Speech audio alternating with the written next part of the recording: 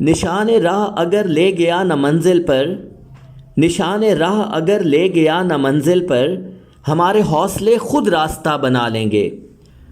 جناب صدر، معزز اساتذہ کرام اور میرے ہم مکتب ساتھیوں، السلام علیکم۔ مجھے آج اس موضوع پر لب کشائی کرنے کا موقع ملا ہے، وہ ہے قرارداد لاہور کا پس منظر۔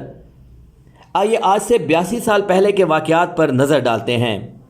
جناب صدر، یہ اس وقت کی بات ہے جب ہندوستان بھر میں کانگریس کی بے جا سرگرمیوں اور کانگریس کی 2 سالہ زیادتیوں نے ثابت کر دیا تھا کہ ہندو ایک متعصب قوم ہے۔ مسلمان اپنی انتہائی سادگی اور نیک نیتی کی بنا پر کانگریس کے جال میں وافر تعداد میں پھنس گئے، لیکن جب انہیں معلوم ہوا کہ انہیں بندے ماترم کا نغمہ الاپنا پڑے گا، گاؤ کشی پر سزا کاٹنی پڑے گی اور ایسا نہ کرنے کی صورت میں فرقہ وارانہ فسادات کی آگ میں بھسم ہونا پڑے گا، تو انہیں احساس ہوا کہ نہیں، واقعی انہیں ایک الگ ملک کی ضرورت ہے، ایسا ملک جس میں مسلمان کی حکومت ہو، جس میں مسلمان آزادی کے ساتھ زندگی گزار سکیں۔ جنون سے اور عشق سے ملتی ہے آزادی، جنون سے اور عشق سے ملتی ہے آزادی، قربانی کی باہوں میں ملتی ہے آزادی۔ جناب صدر، کانگریس کا تکبر تب ٹوٹنا شروع ہوا جب کانگریس سے نکل کر لاتعداد مسلمان ہندوستان کی واحد مسلم جماعت مسلم لیگ میں شامل ہونے لگے۔ کانگریس کا طلسم اس وقت ٹوٹ گیا جب مسلم لیگ نے ہندوستان بھر میں یوم نجات منا کر پوری دنیا کو حیرت میں ڈال دیا۔ کانگریس کی وزارتوں کی تشکیل کے بعد مسلم لیگ اور زیادہ جوش ولولے کے ساتھ سیاسی میدان میں اپنی راہ ہموار کرنے کے لیے سرگرم عمل ہوئی۔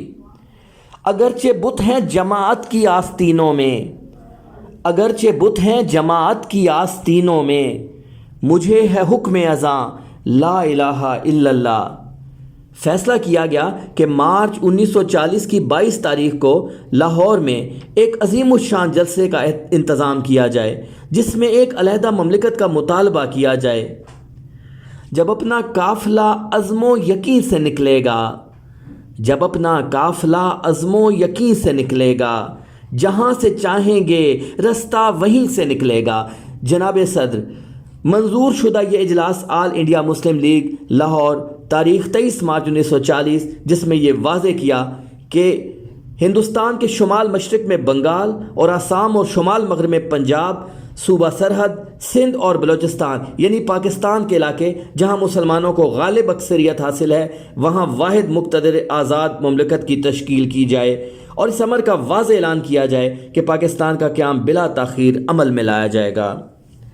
میرے مولا میری دھرتی کو سلامت رکھنا، میرے مولا میری دھرتی کو سلامت رکھنا، لال و یاقوت سی مٹی کو سلامت رکھنا، میری دھڑکن میری پہچان میرا اثبات وجود، میری دھڑکن میری پہچان میرا اثبات وجود، میرے خالق میری بستی کو سلامت رکھنا، میرے خالق میری بستی کو سلامت رکھنا۔